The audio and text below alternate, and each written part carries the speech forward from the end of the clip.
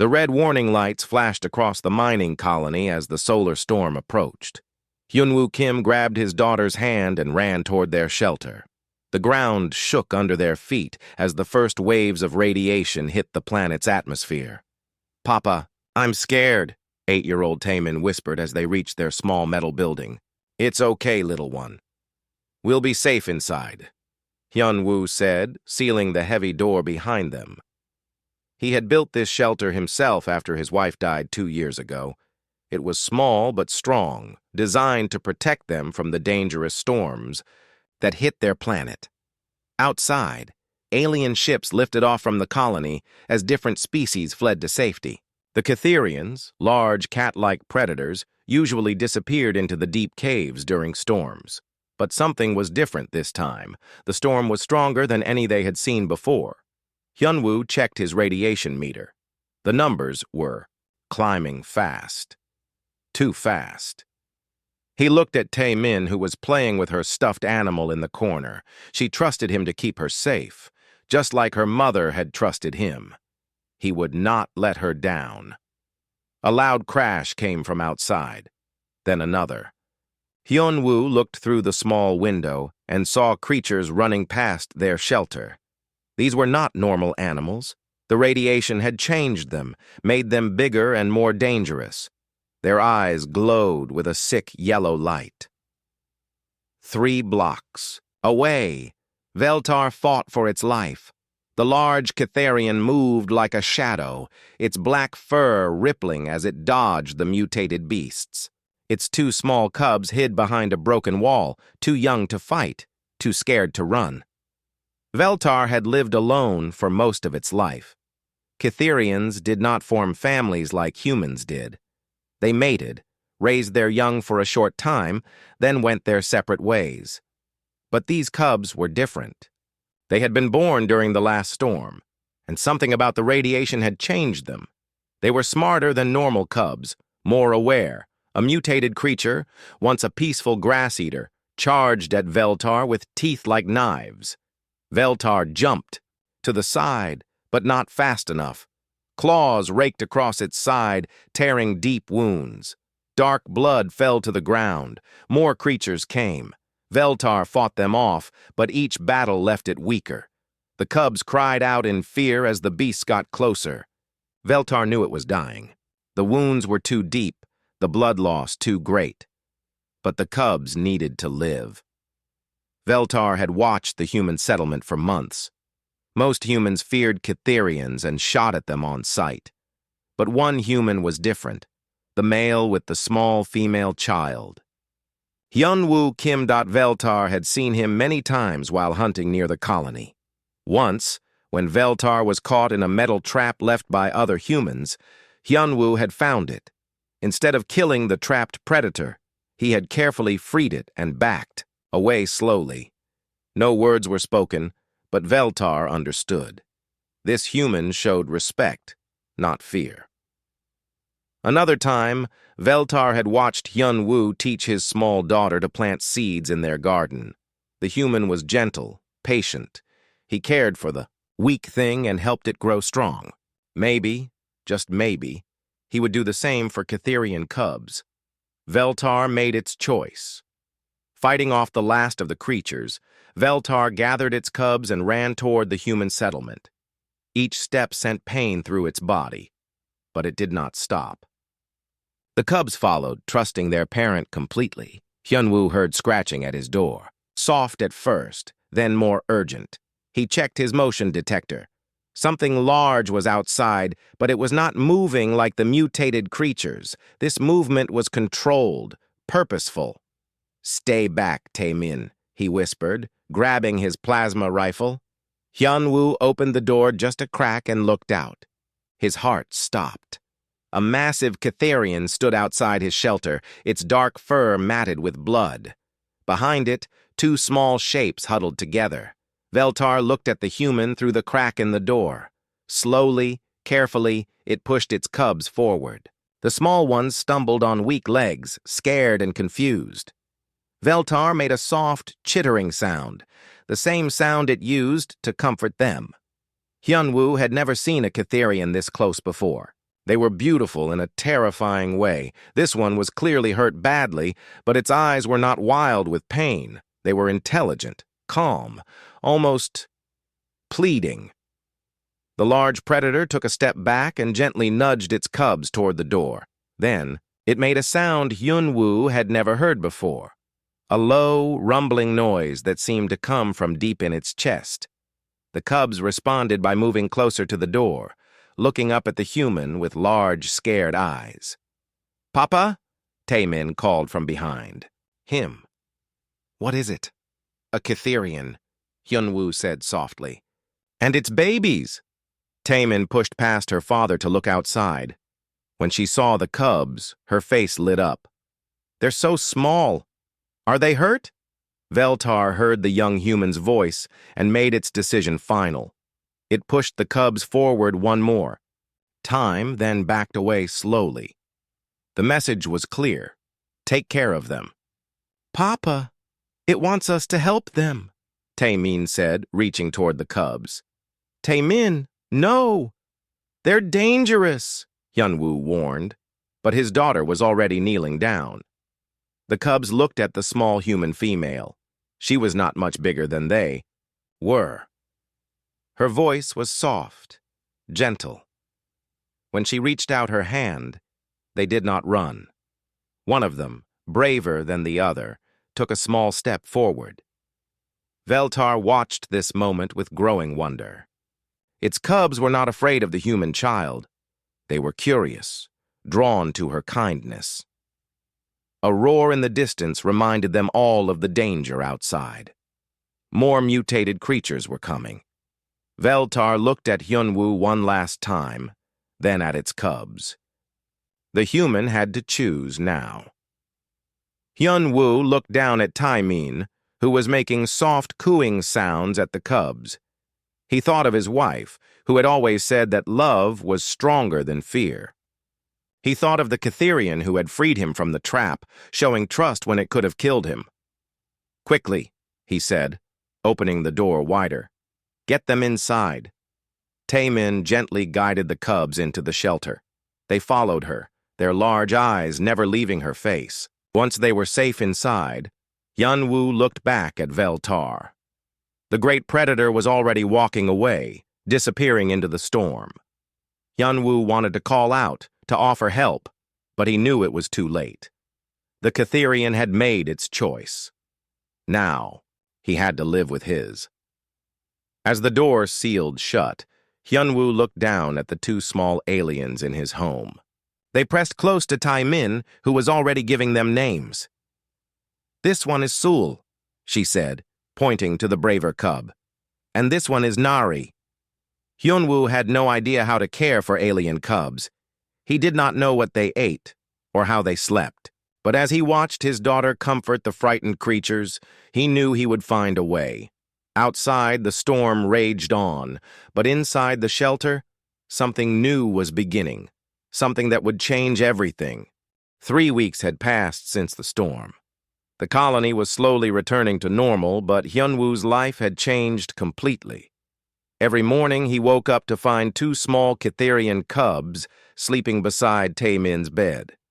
Every evening, he worried about discovery. The cubs had grown bigger in just 3 weeks. Sol, the braver one, now reached Hyunwoo's waist when standing on his back legs. Nari was smaller but faster, able to disappear through the walls when scared. That had been there. First surprise, Catherians could phase through solid matter. "Papa Sol is hungry again," Taemin announced, scratching behind the cub's pointed ears. Sol purred loudly, a sound like an engine running. Hyunwoo looked at their food supplies. The cubs ate meat, lots of it. He had been hunting small animals, outside the colony at night, but it was dangerous work. The radiation had made many creatures unpredictable. "I know, little one. I'll get more food today," he promised. Hyunwoo had told the colony administrators that his increased hunting trips were for extra income. Nobody questioned it. Many miners hunted to supplement their basic colony meals. A knock at the door made. Everyone freeze. The cubs instantly moved behind Taimin, their natural camouflage making them harder to see in the shadows. "Hide," Hyunwoo whispered. The cubs understood simple commands now. They disappeared through the back wall into the empty building next door. Hyunwoo opened the door to find Sujin Park, the colony's xenobiologist. She was young, maybe 25, with curious eyes and a gentle manner. "Hello, Hyunwoo." "I hope I'm not disturbing you," she said, looking around the room. "Not at all. What brings you here?" Sujin stepped inside, her scientific equipment beeping softly. "I've been detecting unusual life signs in this area, Cytherian biosignatures, but that's impossible. They never come this close to human settlements." Hyunwoo's heart raced, but he kept his face calm. "Maybe the equipment is broken? The storm caused a lot of electrical problems." Sujin frowned at her scanner. "That's what I thought, but the readings are getting stronger." She looked directly at Hyunwoo. "You haven't seen anything unusual, have you?" Before Hyunwoo could answer, a soft, chittering sound came from the next room. Sujin's eyes widened. "What was that?" "Probably just the ventilation system," Hyunwoo said quickly, but Sujin was already moving toward the sound. "Papa?" Taemin called from her bedroom. "Saul is stuck." Sujin stopped walking. She looked at Hyunwoo with new understanding. "Sol?" Hyunwoo closed his eyes. They were caught. "Please don't report this." Sujin followed him to Taemin's room, where they found an incredible sight. Sul had tried to phase through the wall but had gotten stuck halfway. His front half was in the next building while his back half kicked helplessly in Taemin's room. Nari sat nearby, making worried sounds. "Incredible," Sujin whispered. "They're just cubs." Taemin looked up at the scientist with worried eyes. "You won't take them away, will you? They're my friends." Sujin knelt down to get a better look at Sul. "How long have they been here?" "Since the storm," Hyunwoo admitted. "Their mother was hurt. She brought them to us." "Their mother?" Sujin's scientific mind raced. Cytherians don't normally show parental care beyond basic survival training, and they certainly don't trust other species. She helped Hyunwoo pull Saul back through the wall. The cub looked embarrassed, if such a thing was possible. He immediately hid behind Taemin. "They're afraid of me," Sujin noted. "But not of you or Taemin. How interesting." "Will you tell the administrators?" Hyunwoo asked. Sujin studied the cubs, who were now watching her with intelligent eyes. "These cubs are exhibiting behaviors I've never seen in wild Cytherians. They're playing, for one thing." She pointed to a ball made of cloth scraps that Taemin had created. "Adult Cytherians don't play, ever. They like games," Taemin said proudly. "And they're learning to be gentle. Sul used to scratch when he was scared, but now he just hides." Sujin took out a small recording device. "May I document this? For science? You won't report them? Hyunwoo, what you're doing here could change everything we know about interspecies relationships. These cubs are developing emotional bonds, learning complex behaviors. They're evolving because of your care." Over the following days, Sujin visited regularly. She brought medical supplies and special food designed for carnivorous species. More importantly, she brought knowledge. "Cytherians are empathic," she explained one evening as they watched the cubs play with Taemin. "They feel the emotions of those around them. That's why they usually avoid other species. Too much emotional noise." "But they're comfortable with us," Hyunwoo observed. "Because you and Taemin project calm, loving emotions. You've created a safe emotional space for them." The cubs had learned their names and responded when called. They understood sit, stay, and hide. More remarkably, they had learned to be gentle. When playing with Taemin, they kept their claws retracted and their bites soft. "Look at this," Sujin said one day, pointing to Nari. The smaller cub was carefully carrying Taemin's stuffed animal in her mouth, being very careful not to damage it. She's learned to value something that has no survival purpose simply because it's important, to Taemin. But their secret was becoming harder to keep. Jae-ho, Hyunwoo's best friend and mining partner, had started asking questions about the strange sounds coming from the building. "You're acting weird, my friend," Jae-ho said one day after work. "Sneaking around, always tired, buying strange meat from the market." "I'm fine, just working on a project," Hyunwoo replied. That evening, Jae-ho followed him home. When Hyunwoo entered his building, Jae-ho waited outside. Through the thin walls, he heard something that made no sense. Tae-min was talking to someone, who answered in soft, chittering sounds. The next morning, Jae-ho confronted his friend. "I know you're hiding something. Let me help." Hyunwoo looked at his oldest friend, a man who had stood by him when his wife died, who had helped him build their shelter. "If I show you, you can never tell anyone. Not ever. I promise." When Jae-ho saw the cubs, he stumbled backward in shock.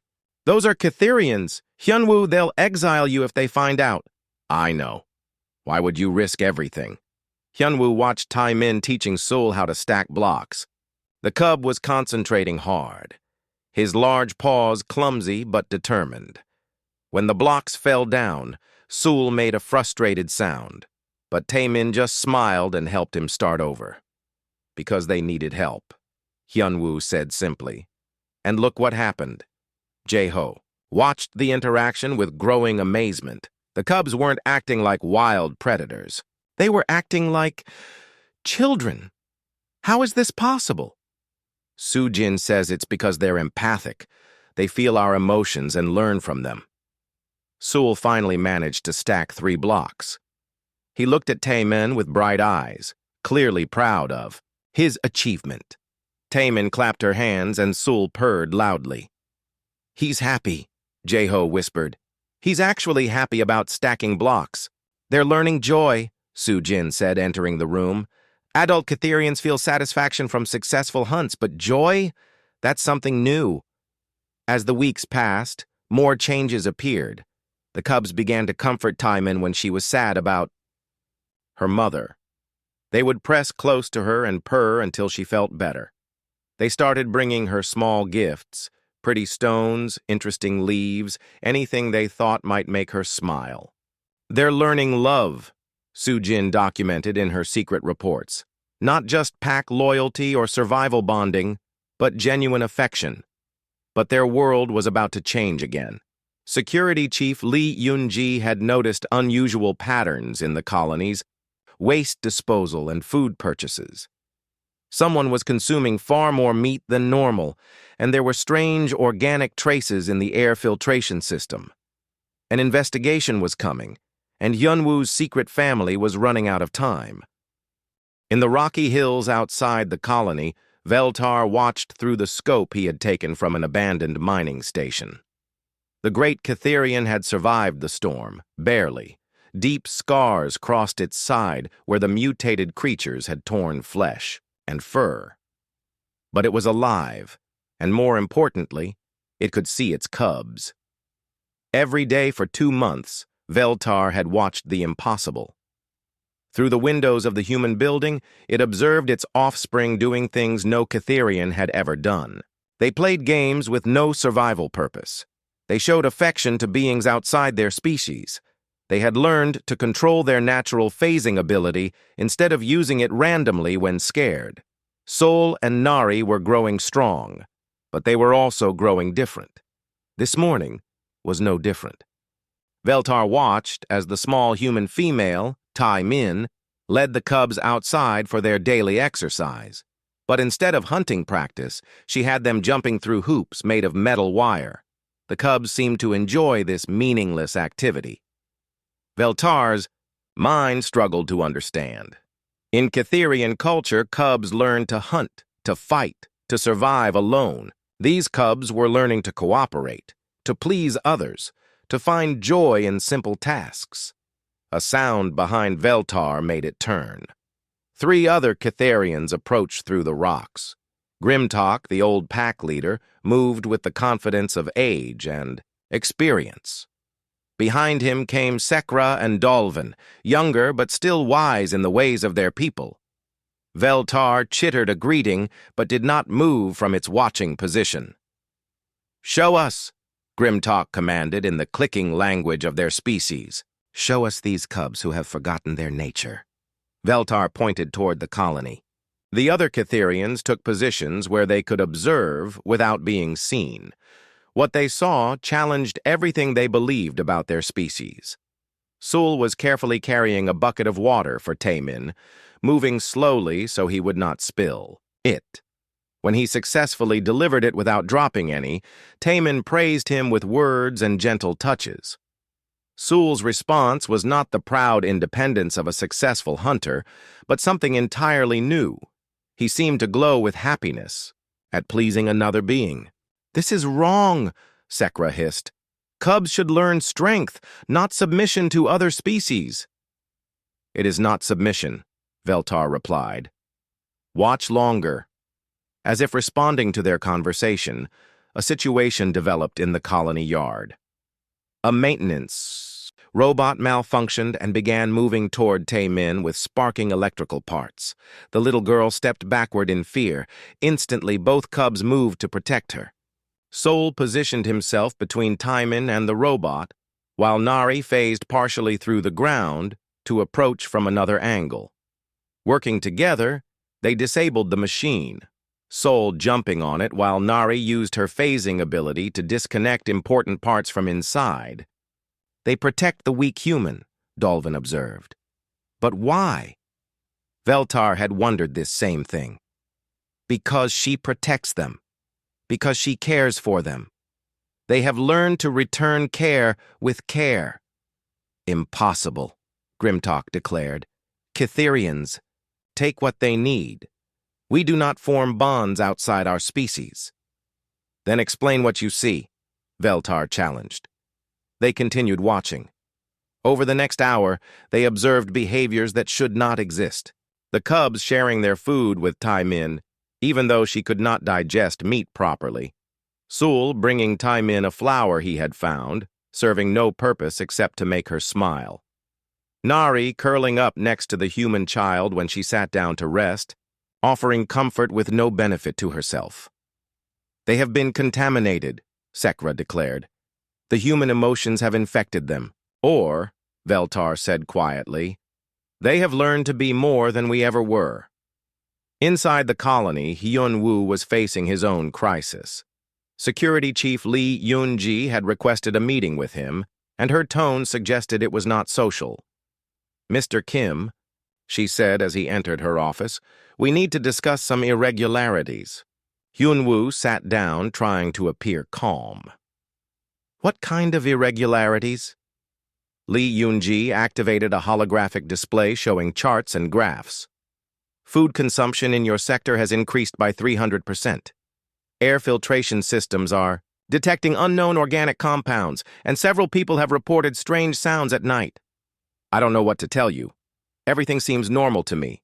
Mr. Kim, I've been a security officer for 15 years. I know when someone is lying."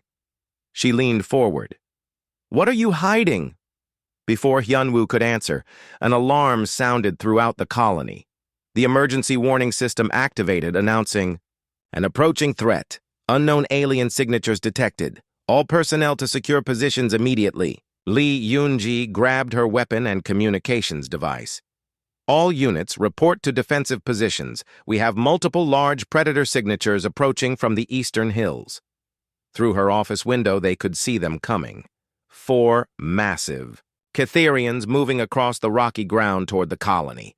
Each one was larger than any predator the colonists had seen before. "They never approach in groups," Lee Yun-ji muttered. "Something has changed." Hyun-woo's blood turned cold. He knew exactly what had changed.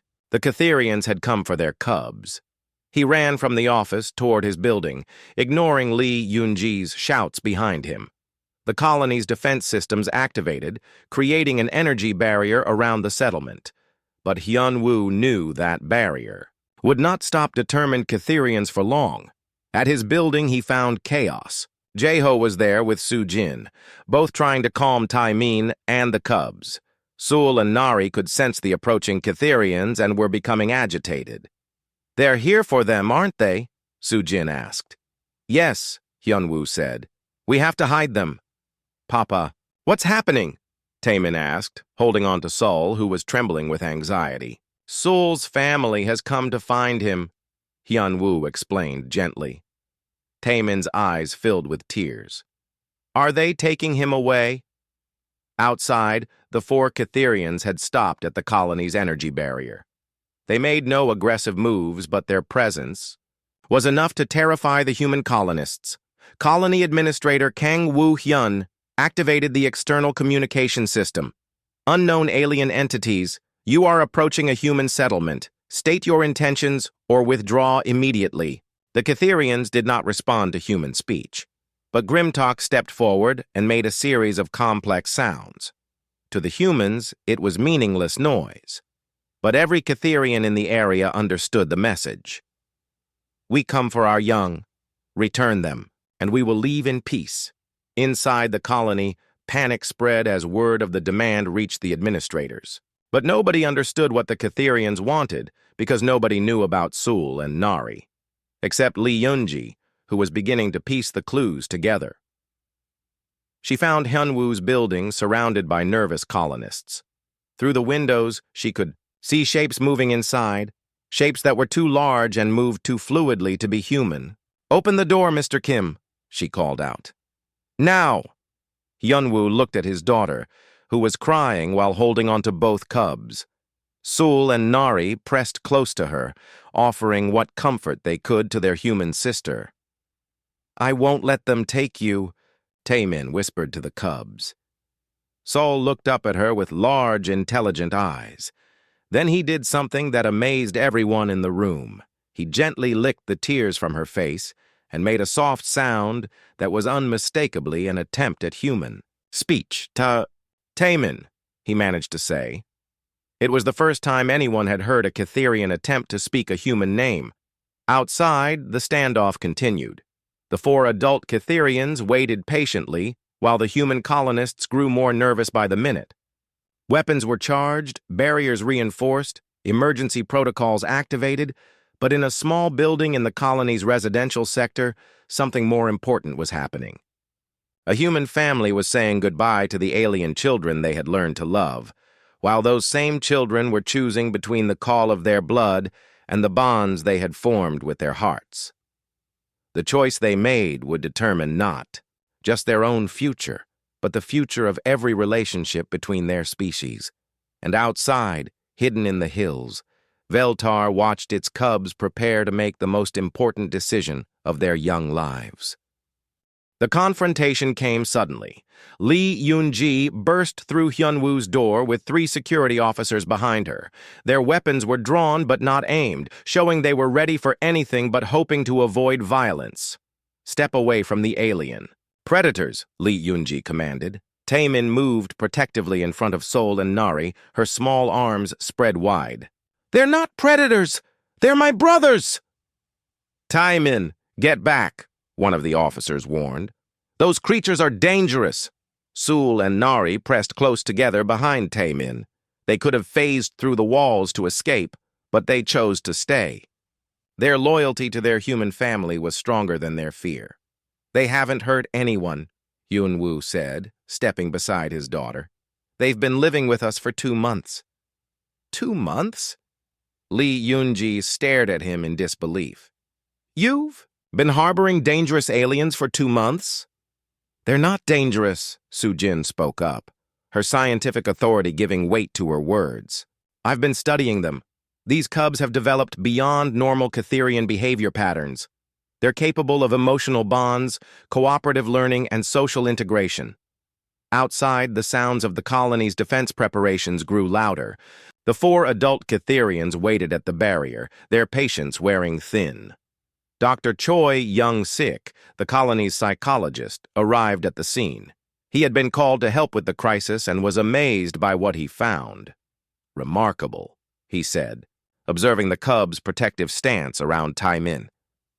"They're exhibiting family group behavior. This shouldn't be possible between species." "It's possible because they learned love," Tae-min said simply. I taught them, and they taught me. Grimtalk's voice suddenly echoed across the colony as the elder Catherian used his natural projection ability to speak directly to any Catherians within range. The message was clear and commanding. Cubs of Veltar, come to your pack. Return to your proper place. Sol and Nari heard the call and trembled. Every instinct told them to obey the pack leader, but they looked at Tae-min's frightened face and made their choice. Instead of running toward the call, they moved closer to their human family. We have to end this standoff, Administrator Kang Woo-hyun announced over the communication system. Mr. Kim, if you have information relevant to this situation, now is the time to share it. Hyun-woo looked at his daughter, who nodded bravely. Okay, he said to Lee Yun-ji. I'll bring them out. But you have to promise no one will hurt them. I can't make that promise. Colony safety comes first. Then we have a problem, Jae-ho said, standing with his friend. Because I won't let you hurt children, no matter what species they are. Soo-jin stepped forward as well. These cubs represent the most significant breakthrough in interspecies relations in human history. They must be protected. Dr. Choi nodded in agreement. The psychological development I'm witnessing here could change everything we know about consciousness and emotional growth. Lee Yun-ji found herself facing a united group of colonists defending alien predators. It was unprecedented. Fine, she said finally, but we do this slowly and carefully. And if those things show any sign of aggression, they won't, Tae-min said confidently. Watch. She turned to Sul and Nari and spoke to them gently. We have to go outside now. The adults want to see you, but don't be scared, okay? We're all going together. Sul made a soft chittering sound and nuzzled Tae-min's hand. Nari pressed against her other side. Together, the strange family walked toward the door. Outside, the entire colony had gathered to watch. Hundreds of humans lined the streets, all staring at the energy barrier where 4 massive Catherians waited. When Hyun-woo's group emerged from the building, a collective gasp went through the crowd. The cubs were magnificent. They had grown to the size of large dogs, their fur sleek and dark, their movements graceful despite their youth. But most shocking was their behavior. Instead of running wild or attacking anyone, they stayed close to Tae-min, clearly protecting her. Impossible, someone whispered. Grimtalk saw his species young and called out again. This time the sound was gentler, more persuasive. Sul and Nari heard it and took a few steps forward, then stopped and looked back at Tae-min. It's okay, she told them, tears running down her face. You can go if you want to. The cubs looked at each other, then at their human family, then at the adult Catherians waiting beyond the barrier. They were being forced to choose between blood and love, between instinct and learning. Slowly, deliberately, Sul and Nari walked forward until they stood exactly halfway between the humans and the energy barrier. Then they sat down. The message was clear. They belonged to both worlds, and neither. Grimtalk made a sound of frustration. These cubs were defying everything he understood about Catherian nature. He turned to the colony's communication system and, to everyone's amazement, spoke, in rough but understandable human words. Give us cubs. They belong. Pack. Administrator Kang answered carefully. They seem to have made their own choice. They're staying in the middle. Cubs, confused, humans, poison minds. The humans didn't poison anything, Dr. Choi said, stepping forward with his professional authority. They nurtured emotional development that was already present. These cubs have evolved beyond normal parameters because they were given love and security. Grimtalk studied the human doctor with ancient, intelligent eyes. Prove. Dr. Choi looked at Hyun-woo, who nodded permission.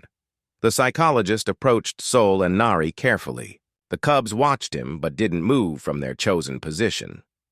"May I demonstrate their development?" Dr. Choi asked Tae-min. "They won't hurt you," she assured him. Dr. Choi knelt down and placed a simple puzzle on the ground between himself and the cubs. It was designed for human children, involving fitting colored blocks into matching holes. Sol and Nari had never seen this puzzle before, but they approached it with curiosity rather than suspicion. Working together, they began solving it. When they succeeded, they looked up at Dr. Choi with clear satisfaction. "Problem-solving cooperation," Dr. Choi announced to the watching crowd. "Adult Catherians are solitary hunters. These cubs have learned to work together toward goals that have no survival benefit." Next, he produced a small recording device and played the sound of a crying human baby. Sol and Nari immediately became alert and moved protectively toward Tae-min, thinking she might be in distress.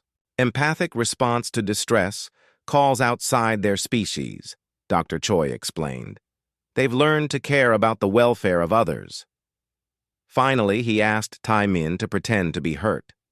She lay down and made a soft crying sound. Both cubs immediately rushed to her side, nuzzling her gently and making comforting purrs. Emotional support behavior, Dr. Choi concluded. They're not just surviving with humans, they're thriving emotionally. The watching crowd murmured in amazement. Even some of the security officers lowered their weapons, but the most amazed of all were the 4 Catherians beyond the barrier. Grimtalk had lived for nearly a century and had never seen anything like this. Cubs showing compassion for other species, solving problems for the joy of solving them, offering comfort without expecting anything in return. Veltar finally revealed itself, stepping out from behind a rock formation near the barrier. The colonists tensed, but Veltar moved slowly, showing no aggression. "Veltar?" Hyunwoo called out, recognizing the Catherian who had brought him the cubs. Veltar approached the barrier and spoke in the same rough human words that Grimtalk had used. "Thank you." It was looking directly at Hyunwoo and Tae-min, and its meaning was clear. It was grateful for what they had done for its offspring. Grimtalk studied Veltar with growing understanding. "You chose this?" Veltar chittered a long explanation in the Catherian language. When it finished, Grimtalk was silent for a long moment. Finally, the old pack leader spoke. "Cubs, choose. We accept." The tension in the air began to ease, but everyone knew this was just the beginning. The cubs had chosen to stay between both worlds, but what would that mean for the future? The test had been passed, but now came the harder challenge, learning to live together. The colony council meeting 3 days later was unlike any in the settlement's history. For the first time, humans and Catherians sat in the same room, trying to decide the fate of 2 cubs who belonged to both species, and neither. Hyunwoo sat at the front table with Tae-min beside him. Sol and Nari lay at their feet, calm but alert. Across the room, Veltar and Grimtalk occupied specially built platforms that could support their weight. The other 2 Catherians, Sekra and Dolvin, watched from near the door. Administrator Kang called the meeting to order. "We're here to determine the legal and practical status of the Catherian cubs currently living with the Kim family. This situation has no precedent in colony law or interspecies relations." Lee Yun-ji spoke first, representing security concerns. "These are predatory aliens living in close contact with human civilians. Regardless of their current behavior, they present a potential threat that cannot be ignored." "With respect," Dr. Choi interrupted, "my psychological evaluation shows these cubs have developed beyond normal Catherian parameters. They've learned restraint, empathy, and social cooperation. They're actually safer than many human children." Several colonists in the gallery muttered disagreement. Fear of the unknown ran deep, and 2 months of peaceful coexistence wasn't enough to overcome years of viewing Catherians as dangerous predators. "They're not dangerous!" Taemin stood up, her young voice carrying clearly through the room. "They protect me every day. When I have nightmares about Mama, they stay with me until I feel better. When I fell and hurt my knee, Sul carried me home while Nari ran to get Papa." Grimtalk spoke in his difficult human words. "Cubs. Changed. Not normal. We not understand." Su-Jin presented her scientific findings. "These cubs have developed cognitive abilities beyond any recorded Catherian measurements. Their brain scans show increased activity in areas associated with emotional processing and social bonding. They're evolving because of their environment." "Evolution takes thousands of years," one colonist objected. "Not neurological evolution," Su-Jin explained. "These changes are happening within their current brain structure. Love and security have activated pathways that remain dormant in wild Catherians." Veltar made a series of sounds, which Grimtalk translated roughly. "Parent says, cubs happy, learn new things, become more than we are." The debate continued for hours. Some colonists argued for immediate removal of the cubs, fearing they would revert to predatory behavior as they matured. Others supported the family, seeing the potential for a new kind of relationship between species. During a break, Hyun-woo found himself outside with Jae-ho and several other miners who had worked with him for years. "I've known you since you came to this colony," said Dong-soo, an older miner. "You're a good man, Hyun-woo, but this is bigger than one family. Those cubs will grow into full-sized predators," added Min-ho, a security technician. "What happens when they're as big as their parents? Will your daughter still be safe?" Hyun-woo looked through the window at Sul and Nari, who were calmly sitting beside Taemin as she drew pictures for them. "They've had chances to hurt us every day for 2 months. Instead, they've learned to be gentle." "But what about their instincts?" Dong-soo pressed. "Predators are predators." "Are they?" Hyun-woo asked. "Or are they what we teach them to be?" When the meeting resumed, Administrator Kang announced that both communities would vote on the cubs' future. The humans would decide whether to allow them to remain in the colony. The Catherians would decide whether to accept their continued integration with human society. The vote was scheduled for 1 week later, giving both sides time to prepare their final arguments. During that week, something unexpected happened. The cubs became the center of an informal experiment as curious colonists came to observe them. Dr. Choi organized supervised visits where people could see Sul and Nari interact with their human family. The cubs seemed to enjoy meeting new people, though they remained shy around strangers.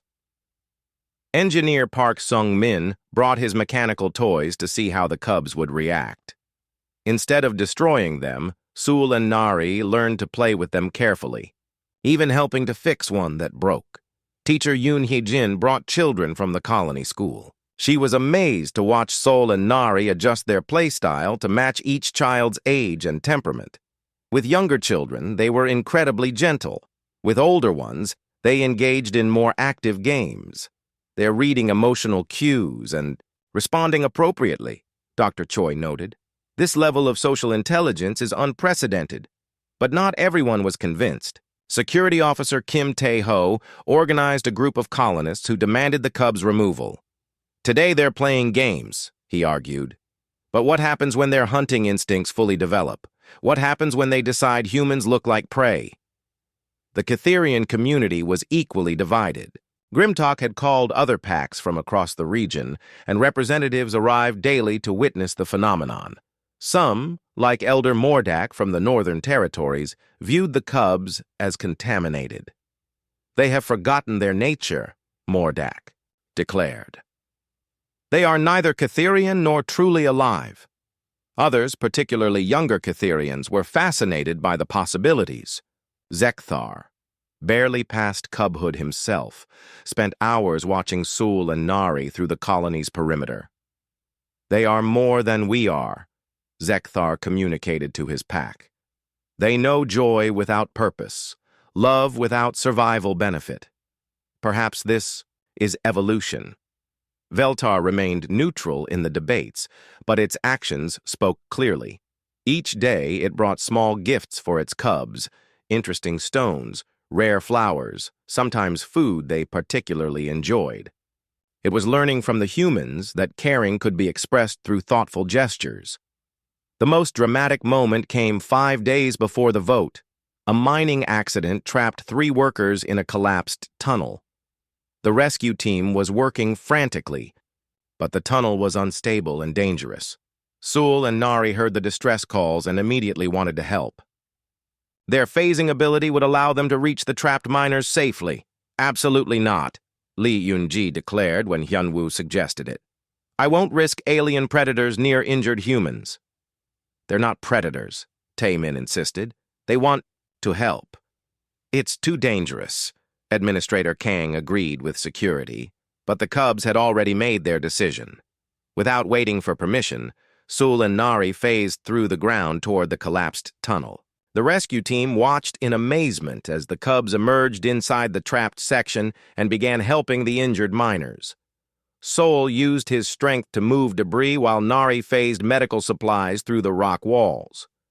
Working together, they stabilized the situation until human rescuers could reach the miners safely. When they emerged from the tunnel, dirty but proud, even some of their strongest opponents had to admit what they had witnessed was remarkable. They risked their lives for humans. "They barely knew," Dr. Choi observed. "That's not contamination or confusion. That's moral development." The rescue changed many minds, but it also raised new questions.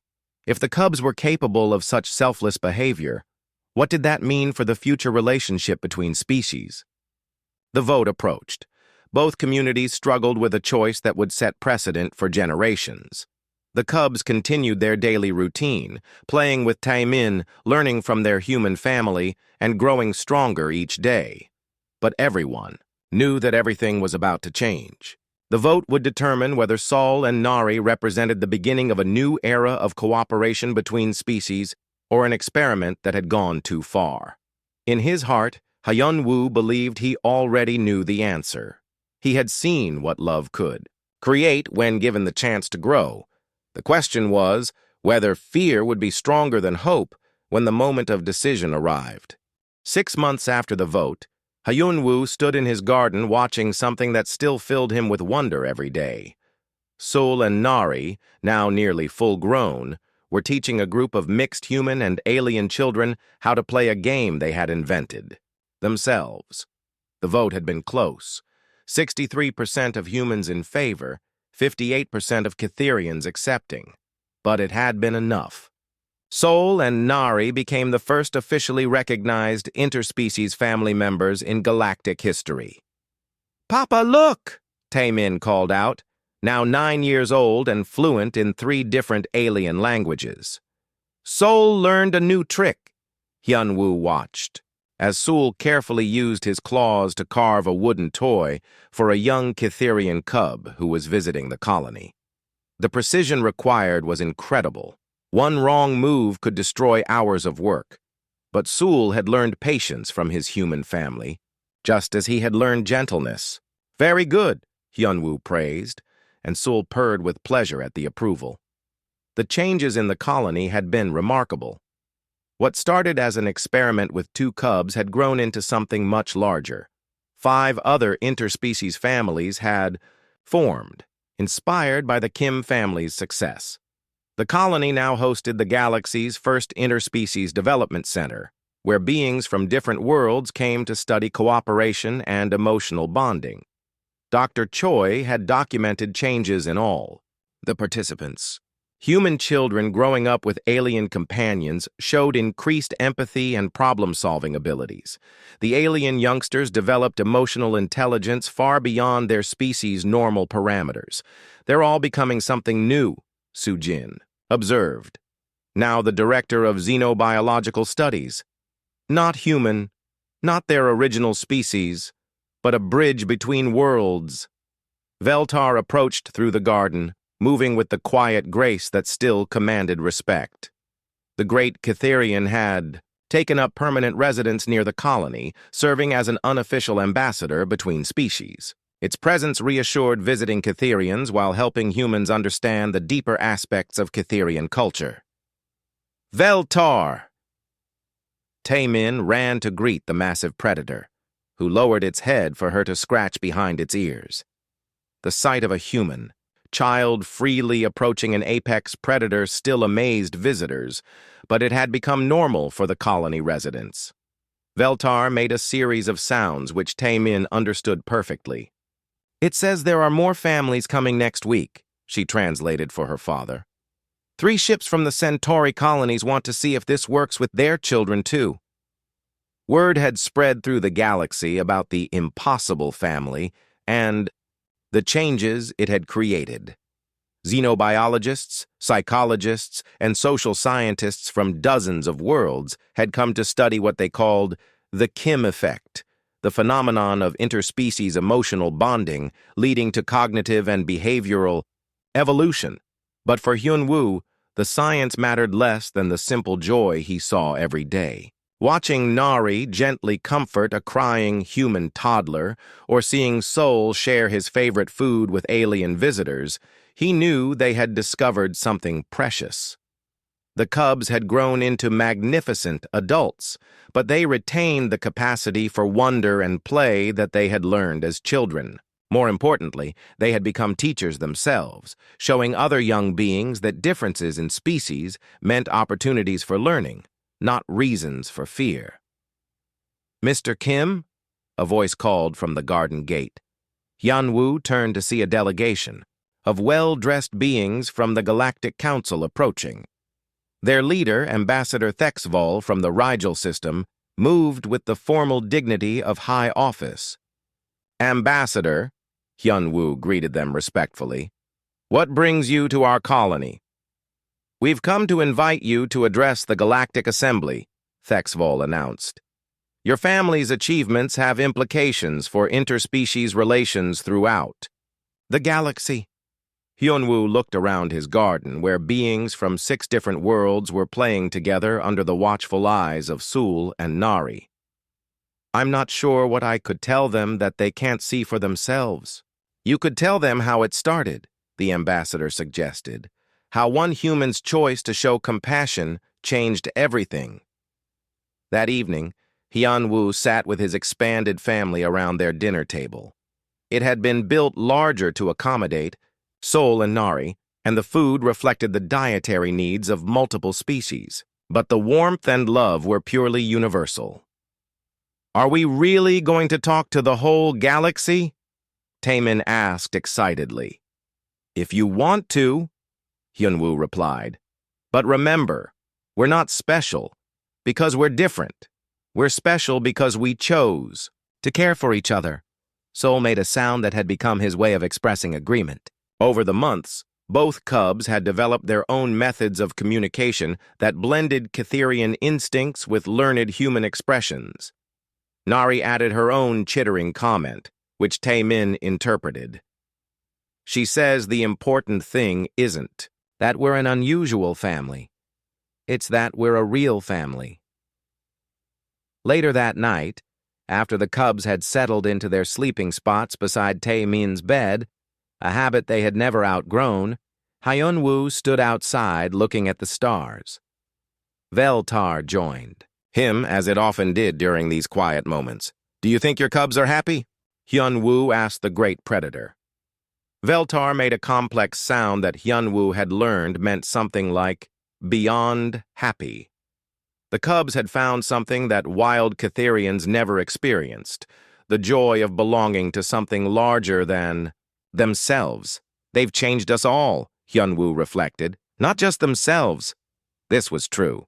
The entire colony had become more cooperative, more accepting of differences. Human children who grew up around the cubs showed remarkable emotional maturity. Even the adults had learned new ways of communicating and problem-solving.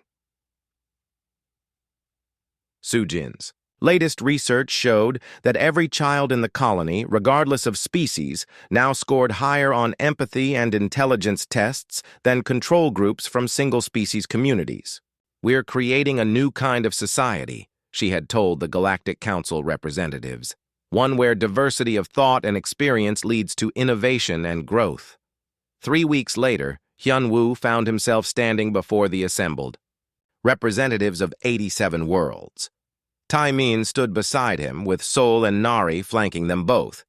The sight of the impossible family addressing the galaxy's most important governmental body would have seemed like fantasy just months before. "I didn't set out to change anything," Hyun-woo began his speech. "I just saw 2 frightened children who needed help. Everything that happened after that came from a simple choice to treat them with kindness." He looked down at Sol and Nari, who sat calmly despite being surrounded by hundreds of alien beings. "They taught us that love isn't limited by species, language, or biology. They showed us that caring for others makes us all stronger." The Assembly voted unanimously to establish the Interspecies Family Protection Act, ensuring that families like Hyun-woo's would be supported and protected throughout the galaxy. But the real measure of their success came later, in a private moment, back home. Taemin was helping Sol teach a group of young visitors how to stack blocks, the same game she had played with him when he was small. "Sol," she said as they worked together, "do you remember when you first came to live with us?" Sol paused in his careful placement of a wooden block and made a thoughtful sound. Then he did something he rarely did anymore. He phased through the block tower and emerged directly beside Taemin, nuzzling her gently. It was his way of saying that he remembered everything, and that he chose this life every single day. Watching them, Hyun-woo realized that Veltar's desperate choice during the storm had created something beyond what anyone had imagined. Not just an interspecies family, but a new model for how different beings could live together. The cubs were no longer cubs, but they had retained the capacity for wonder that made them special. They had become bridges between worlds, teachers of possibility and proof that love could transcend any barrier. As the sun set over the colony, painting the sky in brilliant colors, Hyun-woo smiled. Tomorrow would bring new challenges, new visitors, new opportunities to show that cooperation was stronger than conflict. But tonight, his family was together, safe and happy in the home they had built with understanding, patience, and love. And that was enough to change the galaxy.